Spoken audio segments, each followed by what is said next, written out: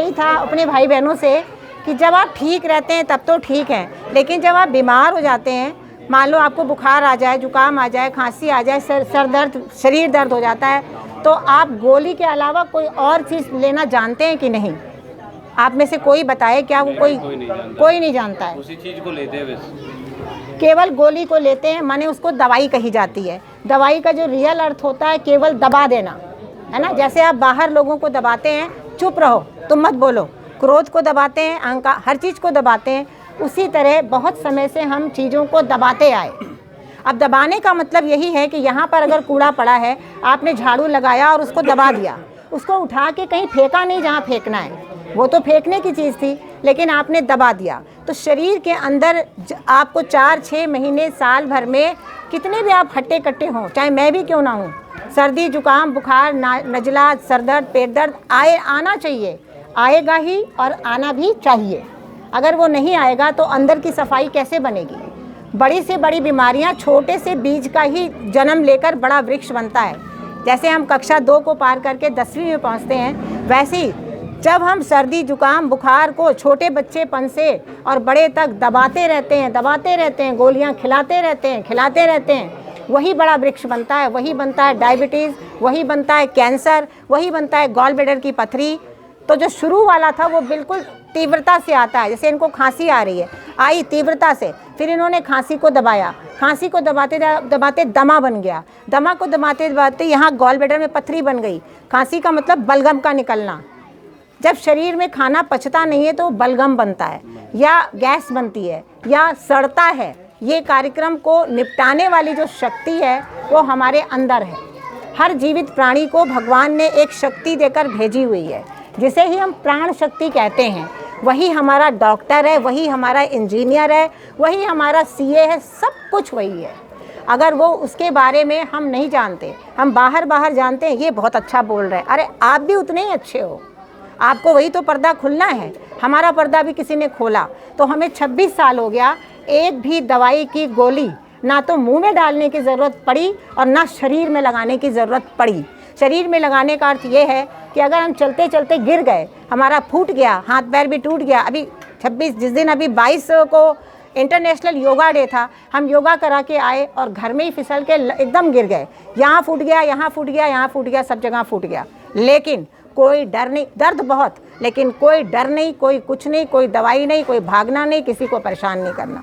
क्या करना है उस समय? हमने क्या किया उस समय? चुपचाप गीली पट्टी को यहाँ लगाया, क्योंकि हड्डी नहीं टूटी थी, गीली पट्टी लगाई, यहाँ गीली पट्टी लगाई, फर्स्ट एड की तरह, और एकदम आराम। आराम का मतलब ये होता है कि अब आपके घर के चाहे कितने भी काम पड़े हों, चाहे कितनी भी जिम्मेवारी पड़ी हो, अब आपको टोटल आराम करना है। ये तो एक्सीडेंट की हम बात बता रहे हैं। एक्सीडेंट के अलावा अगर बुखार, जुकाम, खांसी भी आ जाता है, वही सिचुएशन में आपको आना है।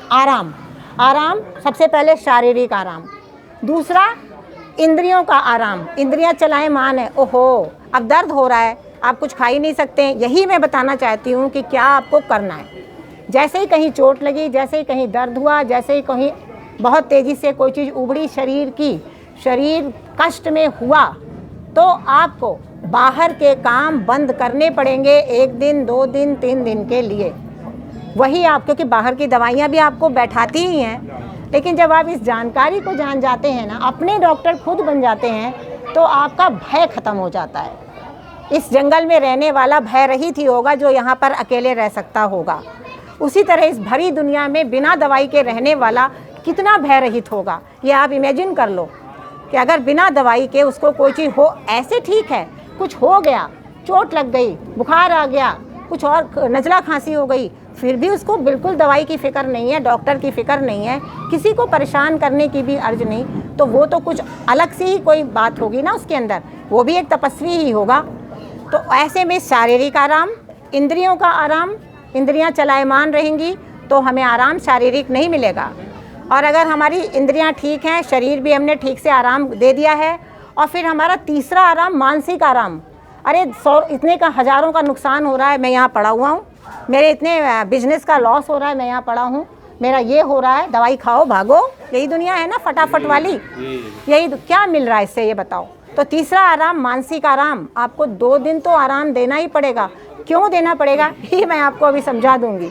फिर चौथा सबसे बढ़िया किस्म का आराम है और सबको उस समय करना ही पड़ेगा। मैंने 26 साल से करती हुई आ रही हूँ, चाहे चोट लगे, चाहे कोई और तकलीफ हो, चाहे पैर में दर्द हो जाए, कुछ भी हो जाए, आराम। चौथा आराम को कहा जाता है आंतरिक आराम। आंतरिक आराम जो हम मुंह से डालते हैं, आप ये भी मुंह में डाल ले हो, जा रहा है अंदर, अंदर जा रहा है ना, दवाई डाल ले हो, यहाँ से डाल ले हो, यहाँ जा रहा है। जो चीज़ यहाँ जाएगी यहाँ पाचन होगा। पाचन बिना शक्ति के खर्च किए नहीं होता है। चौथा आराम आंतरिक आराम। आंतरिक आराम के मतलब चोट लगी है, दर्द हुआ है, बुखार आया है, दस्त लगे हैं, बहुत कुछ हुआ है, जो भी उस समय आपके अंदर की जो शक्ति है ना, वो आपका दिया हुआ खाना पचाने के योग्य नहीं होती है। बस यही एक बात समझना है, क्योंकि जिस घड़ी आप दवाई खाते हो इसी कमजोरी के कारण खाते हो। डॉक्टर कभी नहीं कहता कि आप अपना खाना बंद करो। डॉक्टर क्या कहता है, भैया इस दवाई को बिना खाना खाए मत खाना, खाना जरूर इसके साथ खाना, क्योंकि वो जहर है। सभी तरह की दवाइयाँ जहर हैं। हमारे संत महात्मा होते, हमारे स्वामीनाथन जी गुरु, वो ऐसे ही बोलते थे। हमें भी नहीं समझ में आता था कि अरे सारी दुनिया खाती है, इन्होंने जहर कह दिया। तो अनुभव से जब जाना तो समझ में आया वाकई ये तो जहर है, इससे बड़ा दुनिया में कोई जहर नहीं। इसलिए हम सब जहरीले बन गए हैं। हम मरते हैं, हमें गिद्ध तक नहीं खा सकता है, हम जहरीले बन गए हैं। तो आंतरिक आराम, आंतरिक आराम में जब कभी कुछ हो, कुछ नहीं करना है, पेट पर एक गीली पट्टी लगाओ। अब मैं लाना आज भूल गई, कपड़ा ऐसे चौड़ा बना के, अंगोछा वगैरह जैसे इन्होंने सर पे लगाया है, इतना पूरा लंबा चौड़ा आप गीला करो और गीला करा के पूरे यहाँ लगाओ। इसको कहा जाता है मध्य प्रदेश, इसको कहा जाता है उत्तर प्रदेश। मध्य प्रदेश को नरम रखो, उत्तर प्रदेश को शांत रखो, पूरे मुल्क में शांति रहेगी। मेरे गुरुजी हर वक्त ये बोलते थे। सारे स्वास्थ्य का सार इसमें समाया हुआ है। महामंत्र यही है, इसको सरल रखो, इसको शांत रखो, पूरे मुल्क में शांति रहेगी। तो जिस समय परेशानी आई है या नहीं भी आई है, एक गीला कपड़ा अंगोछा लेके पूरा आप ऐसे चौड़ा लगा के यहाँ से यहाँ तक चारों तरफ से अंदर से लपेट लेना। आज से ही शुरू करना। ये ऊपर वाला कार्यक्रम तो कोई भी शुरू कर लेगा। खाना खाया, पेट पे गीली पट्टी लगाई चारों तरफ से, यहाँ से लेके पूरे नीचे। क्यों लगाई? खाना खाते ही सुस्त हो जाता है डाइजेशन, और जब पट्टी लगाया तो खून चलने लगता है, और खून चलेगा खाना डाइजेस्ट होगा, तो गैस बनेगी नहीं, आराम मिलेगा, खाना पच जाएगा, दूसरी बार फिर भूख लगेगी। ऐसे हम बिना भूख खाना खा रहे हैं। एक पट्टी यहाँ लगाना है, एक पट्टी ऐसी पतली लेकर, मेरे पास थी आज लाना भूल गई, ऐसे करके यहाँ लगा लेना गले में, क्योंकि यहाँ की जो गर्मी है यहाँ उठेगी, गला भी साफ रहेगा। एक पट्टी आप चाहो तो यहाँ माथे में ऐसे लगा लेना, इसको भी तो नरम हमको रखना है। अब जब तीनों चीज़ें शांत हैं, अब ये 3 पट्टी लगा के मुंह सूखेगा। जब हमारे को कुछ भी बीमारी आएगी, मुंह सूखेगा, आचमन के थोड़ा थोड़ा पानी लेके बगल में पीते रहना, थोड़ा थोड़ा, कोई गर्म नहीं, साधारण पानी पीते रहना, दवाई बनेगा वो पानी।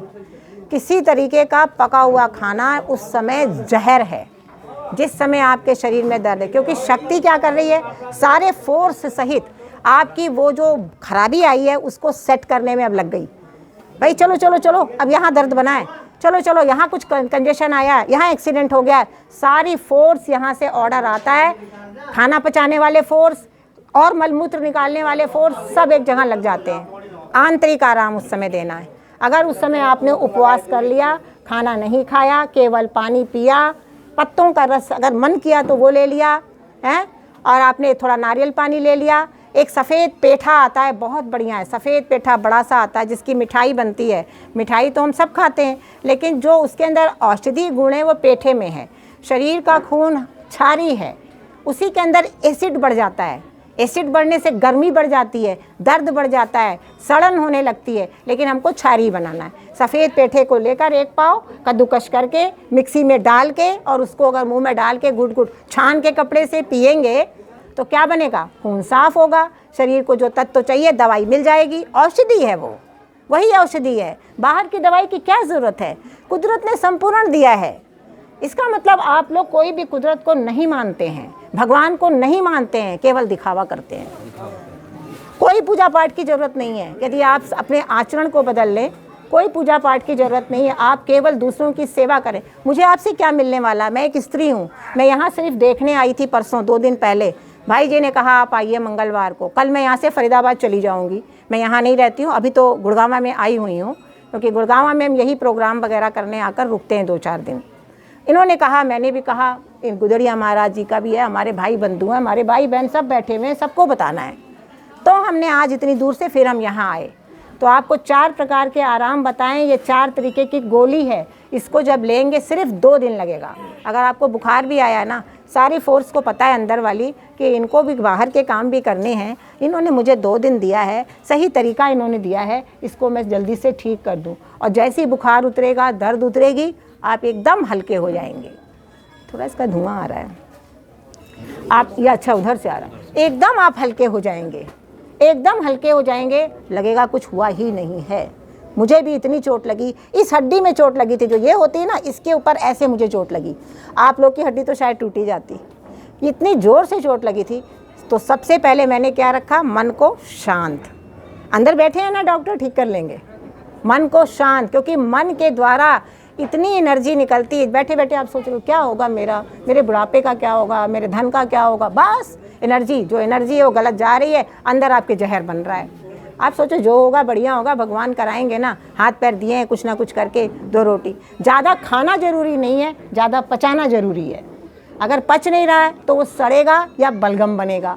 तो कुछ भी हो जाए, आपको मन में ठानना है, लेकिन अपने खान पान को सुधारना बहुत ज़रूरी है।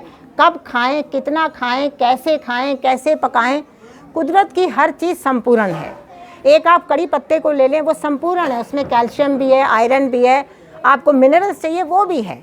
उसको लेकर सवेरे सवेरे पत्ती अपना इतना लिया, पीसा, पानी बनाया। चाय, जैसे आप चाय पीते हो, चाय को की लत किसने लगाई? 1000 साल पहले कोई चाय पीता था? 600-800 साल पहले कोई चाय पीता था? हैं, कोई पीता था? कोई बीमार होता था? मैं एक लेडी से मिली, एक माता जी से, 107 साल की, गाँव में ही अपने, यहीं जहाँ रहती हूँ।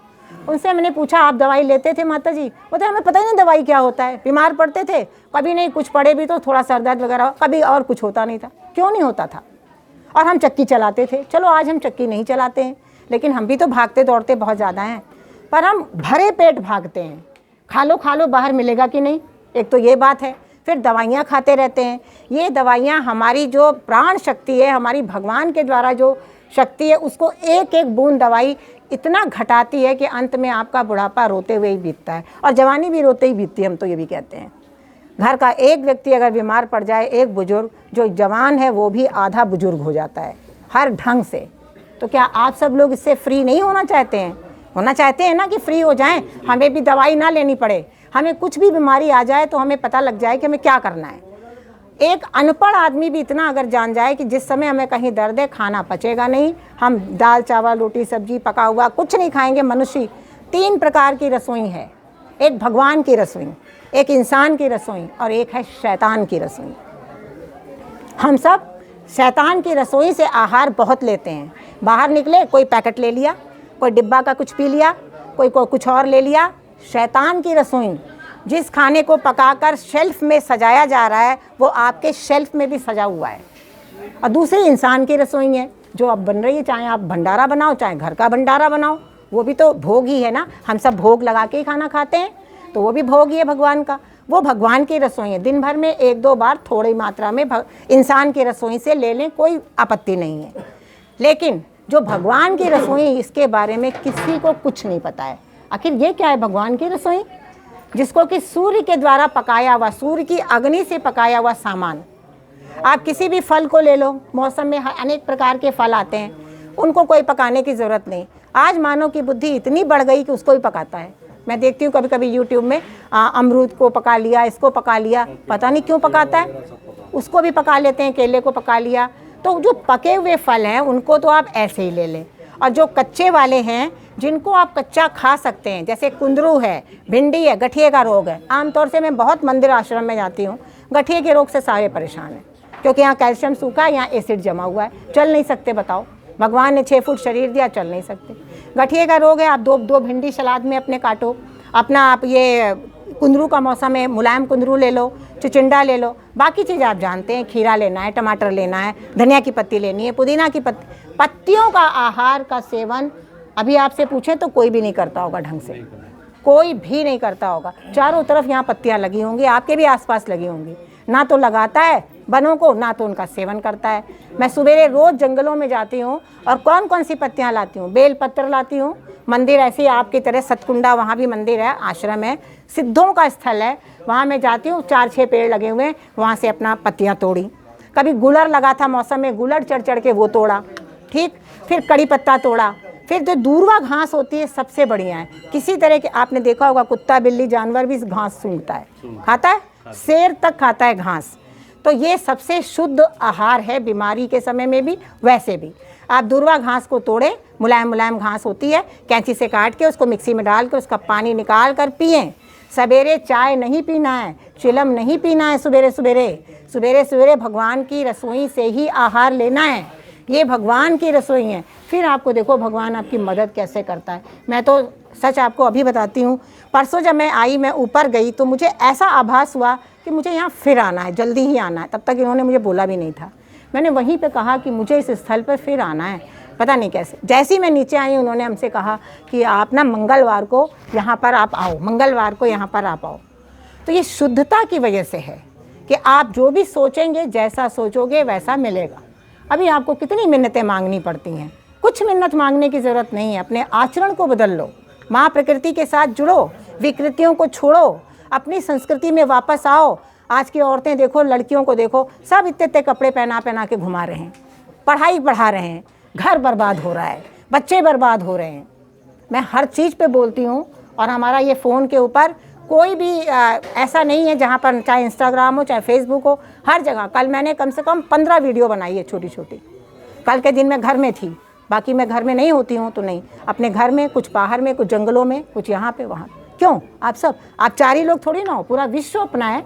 सबको मैसेज देना है कि नहीं देना है, सबको दवाइयों से बचाना है। इन भाई जी का बहुत ही कमाल, और वो महंत जी का, जिन्होंने मुझे फिर से बुलाया कि आप लोगों को थोड़ा सा तो बीज पड़े। बाकी सितंबर में मैं जब आऊँगी तो 1 महीने के लिए इस वाले स्थान पर आऊँगी। तो 1 महीने में मेरा तो यही सोच है कि अगर आप लोग चाहेंगे तो आप लोग को कुछ चीज़ें बनाकर भी बताऊँगी कि किस तरीके से अपने खाद्य पदार्थों को बनाकर हम अपने खून को साफ़ रखें। हर डॉक्टर कहता है खून का वो करवाओ टेस्ट। क्यों कहता है? खून गंदा है, खून गाढ़ा है। अगर गाढ़ा है तो कहेगा ये दवाई खाओ, पतला हो जाएगा, हार्ट की प्रॉब्लम नहीं होगी। बड़े बड़े लोग हार्ट अटैक में मरे जा रहे हैं क्योंकि खान पान और तनाव, ये और ये, इन्हीं दोनों का इलाज सिर्फ करना है। इसको नरम रखना है, इसको शांत रखना है, तो सारे मुल्क में शांति एकदम रहेगी। फरिश्ते की तरह आप उछलोगे, कूदोगे, पहाड़ों पे चढ़ोगे, चाहे आप 70 साल के हो, चाहे आप 50 साल के हो, चाहे 40 साल के हो। आज 40 साल का बंदा भी नहीं चल सकता है, बच्चा नहीं चल सकता है। इस वजह से घर के अंदर अशांति है, कलह कलेश है, आपसी संबंध बिगड़े हुए हैं। हम बुजुर्गों की सेवा नहीं कर सकते। हम कहते हैं चलो वृद्धाश्रम में डाल आएँ, क्योंकि हम खुद ही वृद्ध बन गए हैं। इस वजह से बच्चों की गलती नहीं है, हमारे बुजुर्गों की भी गलती है। वो भी अपनी लालसा में फंस गए हैं, अपने आचरण को नहीं सुधारते। तो हमें सुबह से शाम तक की अपनी जीवन शैली को सुधारना है। बीमार होने पर कुछ नहीं, जैसे हमने बताया, ये पत्तों का रस ले लें सवेरे, सबसे बड़ी दवाई है। चाहे नहीं भी बीमार है तो भी ले लें, ये हमारे सहयोगी हैं। उसके बाद कुछ अभी भी भगवान की रसोई से ही सामान लें। 11-12 बजे तक आपको इस रसोई में देखना ही नहीं है।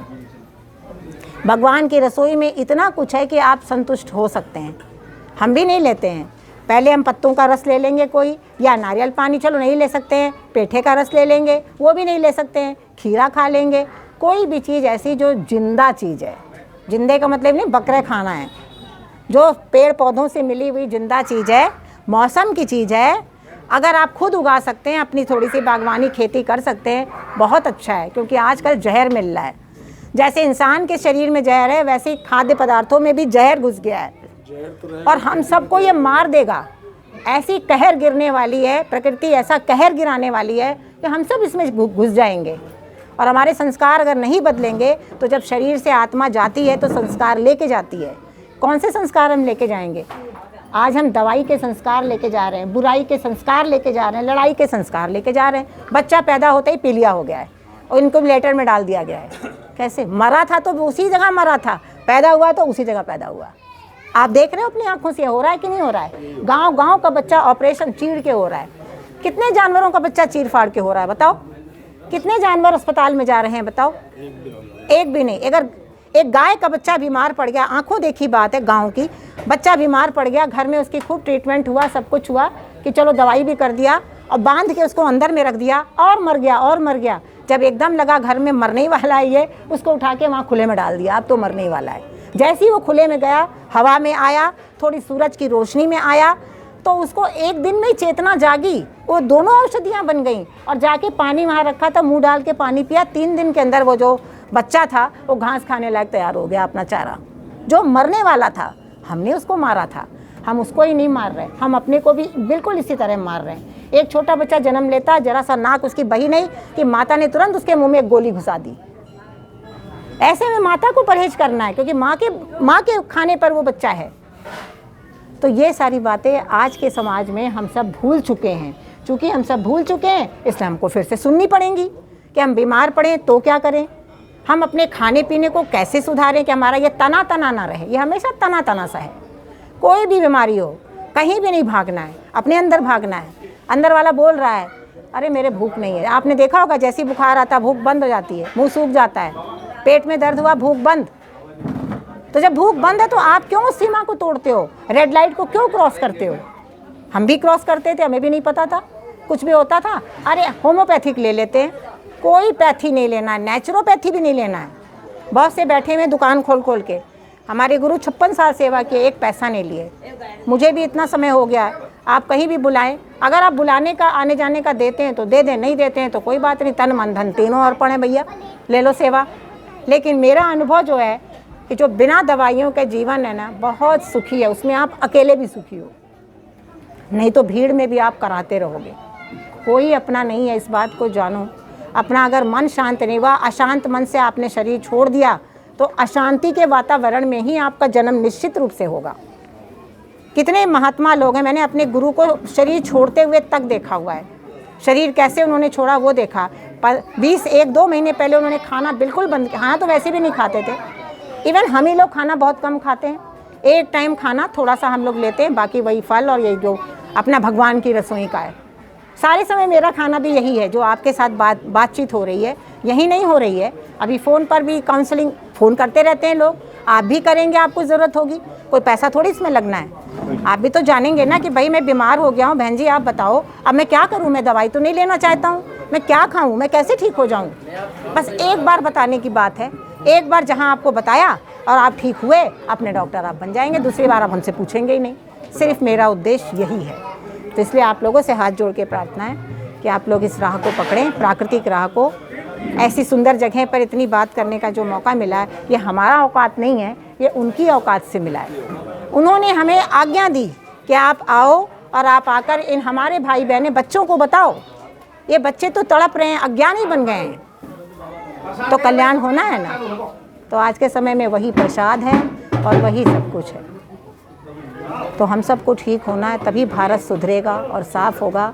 तो आप लोग अपने अपने फ़ोन में हमारा ज़रूर चैनल भी ले लें, नंबर भी 1-2 लोग ले लें, आप लोग नंबर भी ले लें, और जब कभी ज़रूरत हो तो हमें फ़ोन कर लें। अगर हम फ़ोन नहीं भी उठा पाएंगे, कॉल देखेंगे, कॉल बैक ज़रूर करेंगे और आपकी मदद ज़रूर करेंगे। नंबर बता दो आप। नंबर 98 ऑफ करो 98